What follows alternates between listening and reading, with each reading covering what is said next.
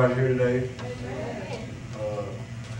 The topic of this talk that Brother Jay called me to give is Man Up.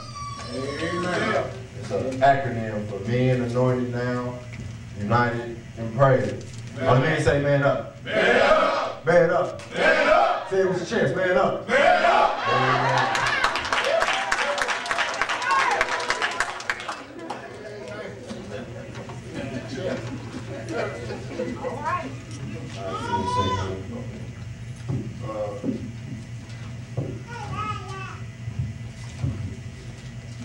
Men anointed now, united in praise. Man up basically means to step up to the plate, to do what you gotta do or handle your business. It's how we handle the situation in times of adversity. But there are two different versions of manning up. Man's version of manning up and the Bible's version of manning up. Manning up in the physical and in the flesh, and manning up in the spiritual and in the word. All the men say man up. Man up. Amen. Man's version of manning up is if someone physically, mentally, or even emotionally harms you, that we ought to fight back. We ought to retaliate because it's instilled in us, and anybody that doesn't retaliate or fight back is soft or weak or that we are a few other choice words that and that if somebody, we teach our young that if somebody hits you that you're supposed to hit them back. And we learned and we taught that if we're in a financial bind and our money is short and we got bills to pay, that we're supposed to go out and take matters into our own hand and get it the best way we know how. Rob, steal, or any other deceitful way, as long as we get it done. And a lot of it's not even our fault.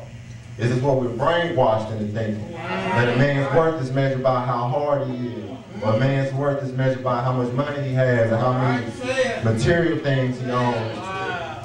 And that's why we're taught to save or stack our money. I heard that somebody said a man who can't save money is useless. And you know how everybody say that don't no woman want no broke man. These are the things as men we teach our children and our young men, but this is the total contradiction of the Bible's version of man up. All the men say man up. Man up. Now what does the word tell us to do with somebody harms us? Jesus tells us in Matthew 5 verse 39, do not resist an evil person. If someone strikes you, you ought to turn the right cheek to him and the other as well. Because he says in verse 44 to love your enemies and pray for those who persecute you, that you may be sons of your Father in heaven. But we men, especially, we too tough for that. You know, we can't look soft. We gotta be hard. That's what we taught to do. We taught to be hard. That if somebody hurt you, you're supposed to hit them back. But the Bible tells us in Matthew 5 that blessed are the meek, for they will inherit the earth. And blessed are the merciful, for they will be shown mercy. Blessed are the peacemakers, for they will be called sons of God. And blessed are those who are prosecuted because of righteousness, for theirs is the kingdom of heaven. Let's say amen up. Amen. We are taught to hoard and store up our money because we're nothing without it. But the word tells us in Matthew 6, verse 19, that do not store for yourselves treasures on earth, where moth and rust destroy, and where thieves break in and steal. But store up for yourselves treasures in heaven, where moth and rust do not destroy, and where thieves do not break in and steal. For where your treasures are is where your heart will be as well. And the word tells us that we don't even have to stack and save our money. The Bible tells us that all we have to do is ask. Anything we need, all we have to do is ask. He tells us not to worry. He tells us do not worry about your life, what you will eat or drink, or about your body, or what you will wear. Is life not more important than food, and is your body not more important than clothes? And he says in verse 27 that who of you by worrying can add a single hour to your life?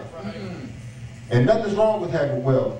It's all about how we go about obtaining that wealth, which is wrong. He says in Proverbs 10:22, says the blessing of the Lord brings wealth, and he adds no sorrow to it. Which basically means, and I'm through my phone. I don't know the word like that, so I gotta know. Because he says that Matthew 16:26, what good will it be for a man to gain the whole world and yet forfeit his soul? Or what can you give in exchange for your soul? And because it's also stated in Proverbs verse 21 and 22, misfortune pursues the sinner, but prosperity is the reward of the righteous, and the wealth of the sinner is stored up for the righteous. Yes, sir. And it also, man up. Appreciate that. How hard we are, how tough we are, how much money we have, and the material things we own, these are the things that we taught are important.